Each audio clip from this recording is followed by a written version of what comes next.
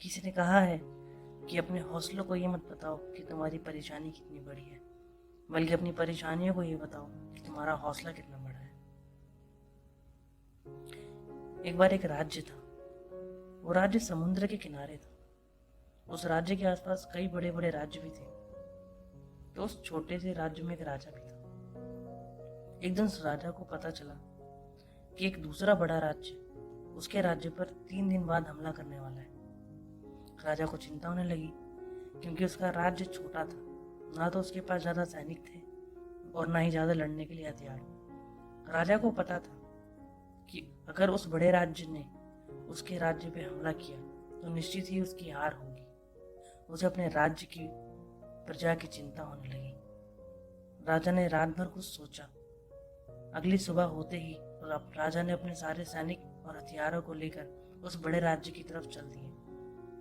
इन दोनों राज्यों के बीच में एक बड़ी नदी थी, इसलिए राजा ने सारे सैनिक और हथियारों को नाव में रखकर उस राज्य में जाने का निर्णय लिया। जैसे ही राजा उस नाव के जरिए उस बड़े राज्य तक पहुंचा, उसने उस नाव को जला देने का आदेश दिया।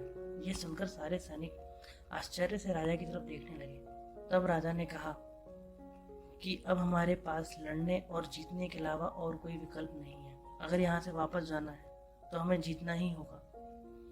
यह सुनकर उसके सारे सैनिकों में ऊर्जा आई और उन्होंने उस बड़े राज्य पर हमला बोला और अंत में वो लोग जीत भी गए और राजा सभी को लेकर वापस चला गया।